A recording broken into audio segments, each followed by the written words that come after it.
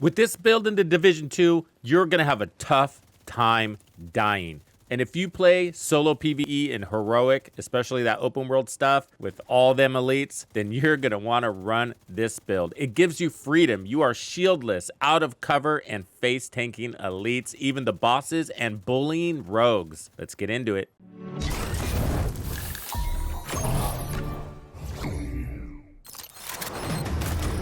Piece of shit wristwatch. I have a build system, more of a philosophy, but I call it invisishield, and it's a layered system of protection. It also incorporates the offensive side of your build, so it's not all defense. The idea here is to not overly rely on one element of defense, instead create a system by layering each of those defensive elements so that you can have a ton of survivability. We're talking about armor regen, we're talking about repairs, we're talking about even incoming repairs, armor, bonus armor, armor on kill, protection from elites, and of course your time to kill. Not all of those things are required, but that's what the invisishield 7-layer burrito looks like. And when you're creating this build or tuning it to your playstyle, what you're looking to do is balance all of that defense with your DPS to find that sweet spot. But ultimately, you first have to define what you want to do with your build. And in this case, I want to be out of cover, shieldless, and be able to take those punches from the strongest of elites.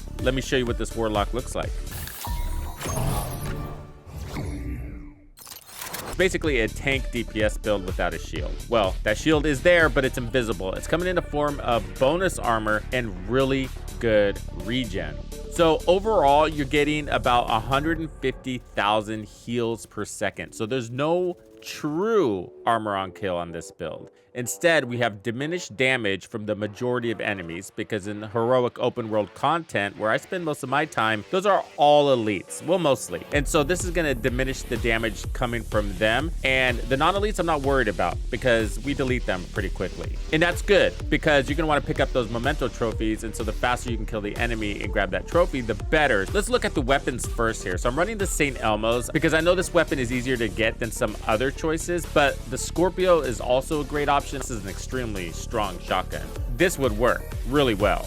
Go with which one you like better. You could also run like something like the apartment and then use the Sweet Dreams as a backup weapon. So when you face those non-elites, you can just swipe them. The Eagle Bearer would also be a decent option because that gives you ultimately a lot of protection on kill. Even the Doctor's Home, because you're gonna get armor on kill, so there's a synergy there. Lots of different weapons can work with this, as you can see. But the one that would truly shine is the Ouroboros because it's gonna give you amazing burst damage and sustained damage. Huge mag, fast reloads. This gun would ultimately give you a lot more survivability because of that, even more than the St. Elmo's. But I'm running the St. Elmo's to show you that, hey, if you don't have the Ouroboros because you haven't run Paradise Lost, the Incursion yet, then no worries, this gun works great. And the apartment is my backup because if I decide to use the SMG, switch to it, I wanted something that didn't have a talent that would disengage or have to re-engage on kill. Does that make sense? So perfectly measured is there on the first and the last bullet. Unlike Killer, you'd have to get a kill and then you have 10 seconds to use it.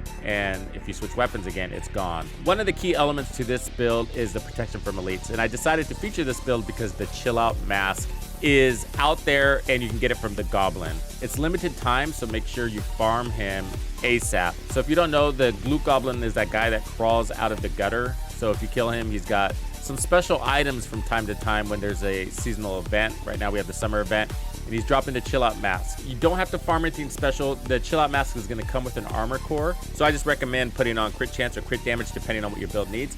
And what you're going to do is load on protection from elites on this mask. And that's what makes the chill out mask special, is that you can put 2 mod attributes on it. Otherwise, it's Heal a Guard for 5% total armor. We do like that because more armor means more regen, more protection, and more bonus armor. We're going to get into all those details. But don't worry if your protection from elites isn't 13%. Those are just what I have. They're really just trophies. 12% is what you normally get, and those are just fine. For the chest piece, it shouldn't be too hard to farm. You're going to want Bellstone Armory for 1% armor regen. We are stacking armor regen on this build. No armor on kill here, no true armor on kill. We got crit damage, crit chance, protection from elites, and then obliterate. So critical hits are going to give you more weapon damage up to 25 times for 10 seconds. So you're going to want to get your crit chance as high as possible. And then of course more protection from elites. Here are the Emperor's Guard knee pads. You can run armor here if you have to, but I wanted to balance out. I have 1.4 million in armor. It's 1.3 at the base, but the Gila guard is pushing that up a little bit. So you can run armor here if you want to. This gives us 1% armor regen. That's why I'm running it. And then I have crit damage here. So the Emperor's Guard knee pads are going to come from the named item caches. So when you're playing those global events, be sure that you're farming those named item caches because they have very valuable gear like these, which are Dark Zone exclusive named items. And you can get those things that you can only find in the Dark Zone from those named item caches. So make sure you're taking advantage of that. But if you don't have these, you could probably put something like a Cheska here. Or if you want some true armor on kill, you can put Palisades here as well. And that would probably make up for the loss of armor regen. Okay, here's a nifty one. So we're running 2 pieces of Golan gear, and we're getting a little bit out of the status effects because we're running the shock ammo, and the shock is a form of defense too. We're elongating the duration of our shock on this build, and we're going to get into more details on that, but this is giving us 1.5% armor regen, which is very nice. Weapon damage and crits everywhere. It normally comes with the blue core, so you're looking for crit damage and crit chance to already be on your golden pieces so you can roll it red. I have the same thing on the holster. It's the same thing, so this is the second piece. And then we have the Memento. This is a very key part of being able to run shieldless here out of cover in heroic solo PvE. So I have the 3 cores, and we have protection from elites, more of that. So we're really playing into everything the Memento has with this type of gameplay. On short-term buffs, you can get 5% weapon damage per red core, and that's why I didn't roll all armor on this build. So we have 4 red cores on the build. That's 20% more weapon damage every time we get a kill, and that stacks in multiple ways. So when you have 30 kills, you're going to collect 30 trophies, and that gives you 30% weapon damage. And then you're going to get 20% weapon damage on top of that for every kill. So your first kill is going to be 21% weapon damage, and so on and so forth. So, and then once you have all of your trophies stacked, it's going to be 30 plus 20, 20, 20, 20. So 30, 50, 70, so on and so forth. So you can stack that for 10 seconds, and as long as you get 1 kill every 10 seconds, then you always have that extra bonus damage there, which is really nice and needed because it's a tank DPS build. So we're trying to balance in our defense and our offense here. And then we have 10% bonus armor per blue core. So there's our quote armor on kill, but it's also our shield. So the bonus armor is our shield, and that's what's allowing us to spend so much time out of cover. So every time we get a kill, we're gonna get that 10% per blue core, and we got 3 of those. So that's 30% bonus armor on kill. It's just like armor on kill. If you had regular armor on kill without any bonus armor, when you're out of cover, how long is your armor gonna last? Probably less than 10 seconds, right? So we're absorbing damage on purpose like a shield, and that's what we're using our bonus armor for.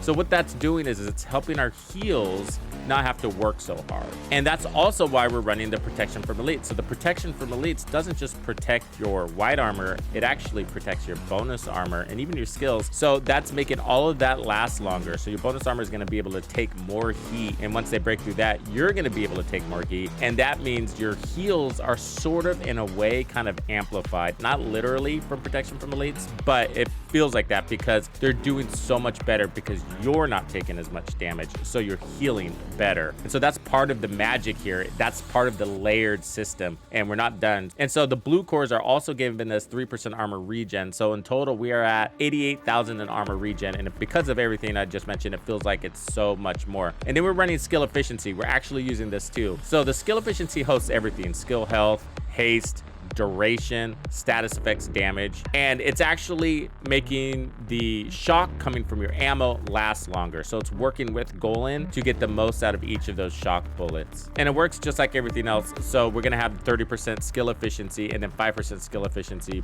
per skill tier, and we only have 1 skill tier, so that's not going to be a big jump, but 5% here and there is definitely helping. And so that's driving our 2 skills. And so I got double repair skills to ensure we can stay out of cover and heal quickly, and boy do we heal quickly. Each of these are pumping out about 33,000 heals per second. So throw that on top of your 90,000 in armor regen and protect that healing with protection from elite and bonus armor. That's why you can face tank rogues. Finally, I'm running survivalist. That's what gives us access to the Mender Seeker, which is a pretty cool little guy here. It's hands-free. Both of these skills are hands-free. One of the reasons why I chose them. You can obviously run a shield if you want to, but I wanted the freedom to be as fast as this game, I guess, lets you be. And survivalist also gives you 10% 10% more protection from elites, and that's why we're doing that. So let's look at the stats here. So we're at 50% crit chance. We're a little bit higher. We're probably more around 55 if I maxed everything out on my build. And then 110% crit damage, which is not super high, but it's at a good place for solo content. And then for protection from elites, we're at 62%. The max is 80, so we're over the halfway mark there. It feels pretty good.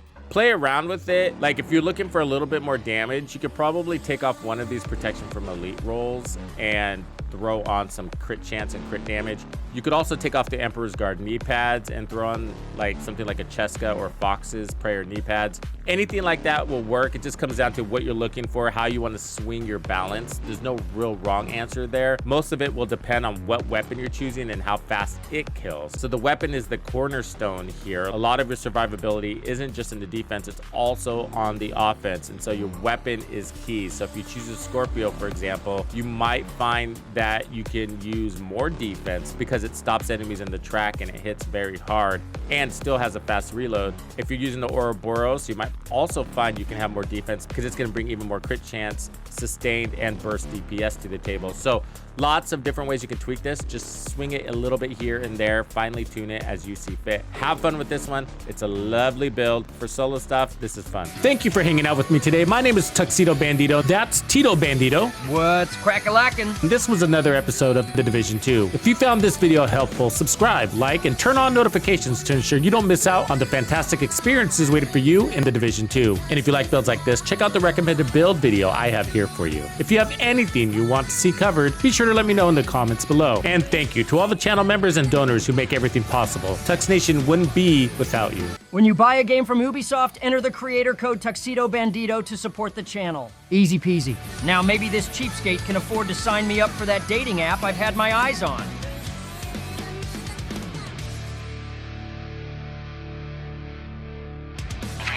Follow me. I get it.